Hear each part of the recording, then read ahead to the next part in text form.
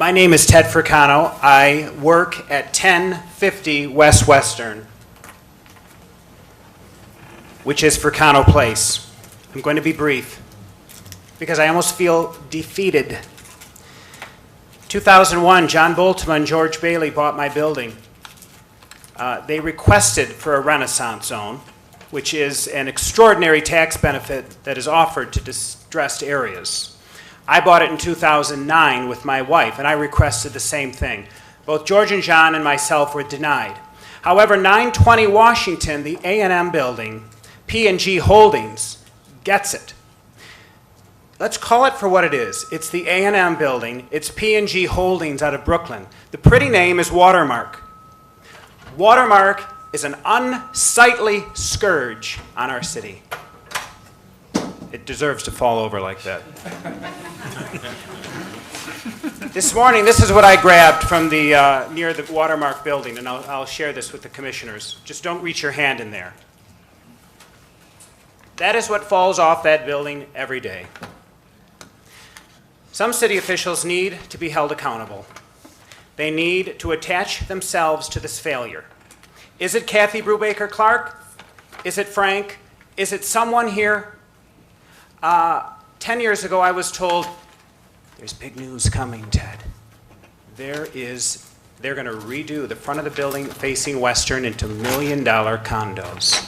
5 years ago, there's a $55 million movie theater, a movie studio projected. And I called up Kathy and I said, what is going on? Well, Ted, they did put in a coffee shop. Really? In 11 years, that satisfies her in a 900 square foot coffee shop? Currently, there's people working in there. Open up the garage door, there's somebody in there working. And I wonder if that person working has to succumb to the same rules and regs that I do. Is there fire suppression in there overhead of that man that's building something that's in the garage door? Are the risers inspected yearly like the risers in my building are inspected? In 2002 and 2003, when they built this building, or they redid this building, they never needed the smokestacks, the rusty fire escapes, the rags that are stuffed in ventilation pipes along the street. That was never intended. Why is that still there? And now I hear that Moses is contemplating doing something else in the city of Muskegon. And I'm told there's another big announcement coming.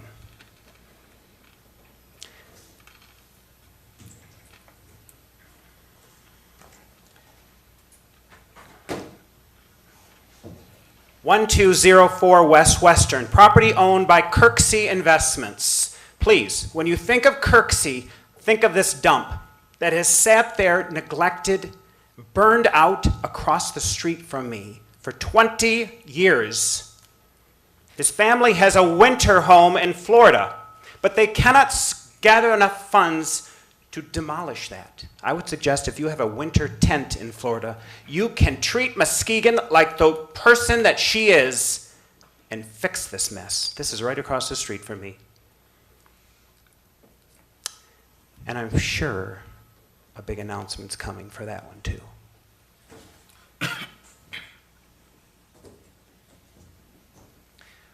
Right next to me,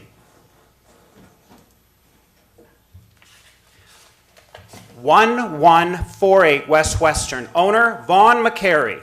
This is the former Michigan Steel Foundry, and it closed and it was partially demolished 3 years ago. Now, after 3 years, there is an Olympic-size swimming pool right next to me that is filled with razor-sharp PVC pipe, razor-sharp steel plates, broken concrete, broken glass, broken nails. Yet the city can send me letters. Ted, cut your grass. It looks terrible. Or we will cut it and charge you. There's my building in the background, and here is what's next to me, and I get these letters. I'm going to ask a favor of you. Maybe you, Commissioner Warren, when you have a child. Ted, you have to address the chair. Oh, take a stroller ride. Take a stroller ride and take a child down that sidewalk and tell me if your child wouldn't be wrapped in there so tight. This is a dangerous parcel. A dangerous parcel. I don't want the city of Muskegon to be laughed at, and I believe that we are by these property owners. And 14 years ago to today,